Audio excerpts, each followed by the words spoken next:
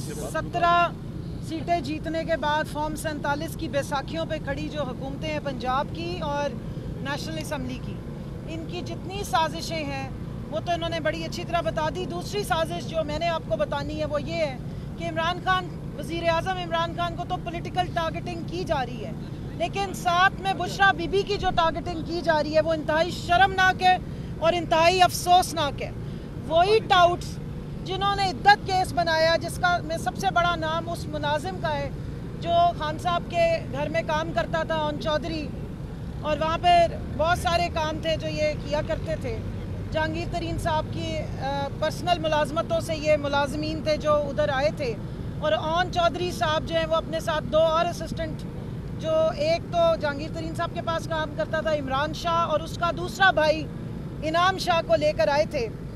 और वज़ीर आज़म बनने के बाद जब खान साहब को मालूम हुआ कि इनाम शाह जो है ऑन चौधरी का स्पॉन्सर, वो दो जगहों से तनख्वाहें ले रहा है, तो फिर उन्होंने उसको वहाँ से हटा दिया था या निकाल दिया था।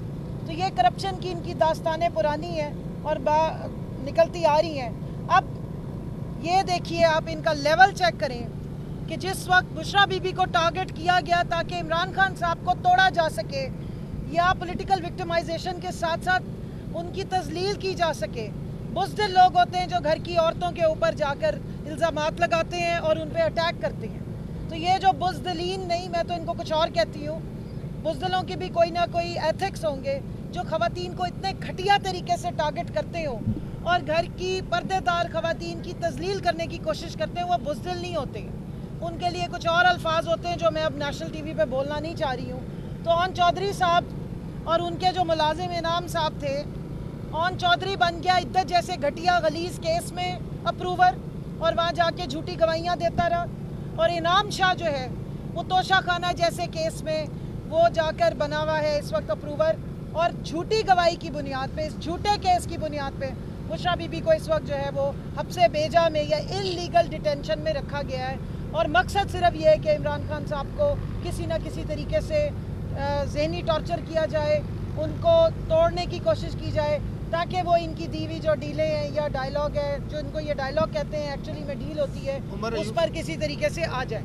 सो लिहाजा हम यहाँ पर ये ज़रूर बताएंगे कि बुशरा बीबी ना सिर्फ ये कि फॉर्मर खातून अव्वल हैं, पूरे पाकिस्तान की ख़वातीन बशमूल PTI की ख़वातीन उनके साथ खड़ी हैं। इस तरह के झूठे केसेस जैसे इद्दत केस में पाकिस्तान तहरीक इंसाफ समेत ख़वातीन निकली, इस घटिया केस में, इस तोशा खाना केस में उस वक्त तक ख़वातीन निकलेंगी, एहतजाज करेंगी जब तक कि ये झूठा केस ख़त्म नहीं किया जाएगा। और सुन लें वो झूठे अप्रूवर्स जो ख़वातीन के ऊपर इल्ज़ामात लगाते हैं, बिलो द बेल्ट कमेंट्स करते हैं, झूठी गवाहियाँ देते हैं कि पाकिस्तान में चाहे सिविल सोसाइटी की ख़वातीन बेशक सोई रहें या कोई और जो औरतों के हकूक़ की ख़वातीन जो ऑर्गेनाइजेशंस हैं वो बेशक सत्तू पी के सोई रहें, लेकिन ये पॉलिटिकल वर्कर्स, ये ख़वातीन जिन्होंने पूरे 1.5 साल से टॉर्चर बर्दाश्त कर रही थी, जेलों में भी रही हैं, बाहर भी तशद्दुद बर्दाश्त किया है, वो अपने हक़ की आवाज़ के लिए खड़ी होंगी, वो बुशरा बीबी के हक़ की आवाज़ के लिए खड़ी होंगी। रिज़र्व सीट्स का भी मैं बता दूँ, बहुत ज़्यादा शोर और हंगामा मचा हुआ है सोशल मीडिया पे। खान साहब की इंस्ट्रक्शंस हैं कि जो ख़वातीन खड़ी रही हैं डट के और जिन्होंने जो है वो कैदोबंद की सऊबतें बर्दाश्त की हैं, उनको बराबर तरीके से देखें और एक बैलेंस तरीके से जो है वो लिस्ट जो है वो उनके पास जा रही है। हमने उनको बताया भी है, उनकी इंस्ट्रक्शंस भी थी कि जो पाकिस्तान तहरीक इंसाफ विमेन विंग में भी हिस्सा रही हैं और मुख्तलिफ प्रोटेस्ट में, मुख्तलिफ जो हमारी ये पूरा 1.5 साल का सफ़र है 9 मई के बाद, जिसमें वो बहुत अच्छे तरीके से सामने आई हैं, उन तमाम ख़वातीन को इंशाअल्लाह ताला मौका देंगे। नाम हमने उन्हें बहुत सारे बताए, उन्होंने ख़ुद भी बहुत सारे नाम हमें दिए, उसके मुताबिक जो है वो इंशाअल्लाह लिस्ट फ़ाइनल होगी।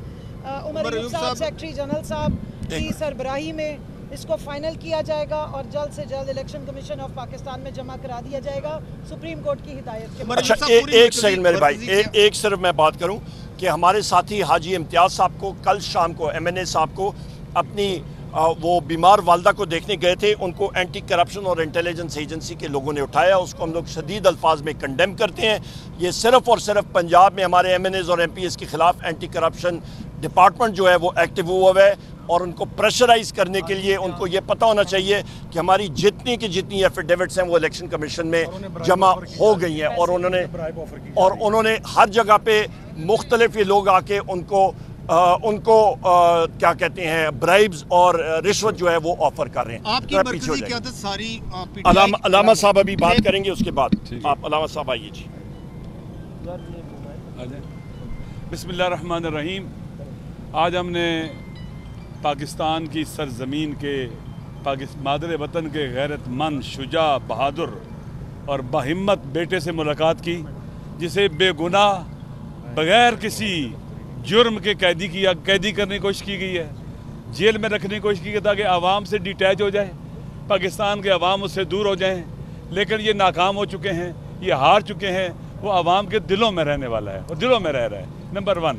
नंबर 2, आप देखें कि जो लोग हम पर पहले रजीम चेंज के सिलसिले में मुसल्लत हुए और नाकाम, उसके बाद 8 फरवरी में जो हारा हुआ लश्कर था, शिकस्त खुर्दा लश्कर, लालची, बुज़दिल और इंतहाई हकीर लश्कर, इन्होंने फार्म 47 के ऊपर मुसल्लत किया।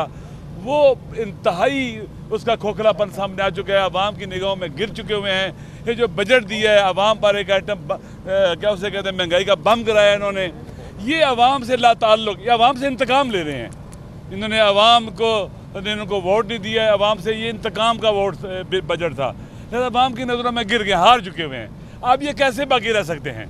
इनकी तो ग्राउंड ही नहीं है, पाँव ज़मीन पर ही नहीं है। इनका एक ही हरबा है कि पाकिस्तान के अवाम को, PTI को फौज से लड़ाया जाए। हम तो डूबे हैं सनम, तुझको भी ले डूबेंगे।